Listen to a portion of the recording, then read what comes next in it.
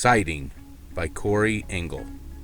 In the dead of night, under the ghostly glow of the full moon, Emily stumbled upon an otherworldly horror in the forgotten woods behind her home.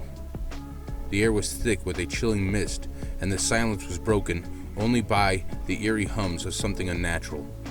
As she peered through the dense fog, her eyes met with a pair of luminescent, unblinking orbs, attached to a figure so bizarre and terrifying it seemed to defy reality.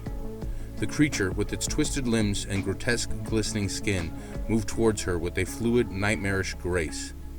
Emily's heart raced with primal terror, realizing she was not alone in the darkness, and whatever shared it with her was not of this world. Frozen in fear, Emily could feel the creature's gaze piercing through her, as if probing the depths of her mind. The entity's presence was suffocating, its intentions unreadable, but unmistakably sinister.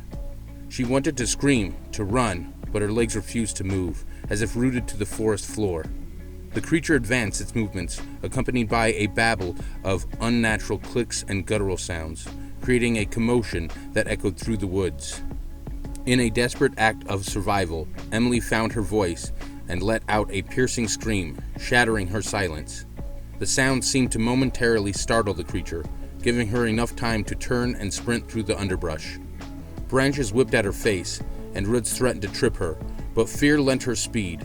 Behind her, the sound of the creature's pursuit filled the air. Emily's mind raced as she ran, thoughts blurred by despair. She knew she had to reach her home, her sanctuary. The lights of her house finally came into view, a beacon of hope in the hazy night. She burst through the back door, locking it behind her and collapsing against it, panting and sobbing. The house was silent, but for Emily, the horror was far from over. She could not shake the feeling of being watched, the fear that the creature was still out there, waiting. As dawn broke, casting a pale light through her windows, Emily remained awake, vigilant and terrified. The encounter had changed something fundamental within her. The woods, once a place of solace, now harbored a nightmare.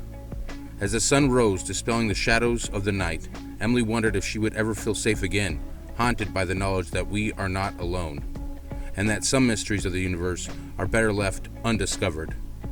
The end.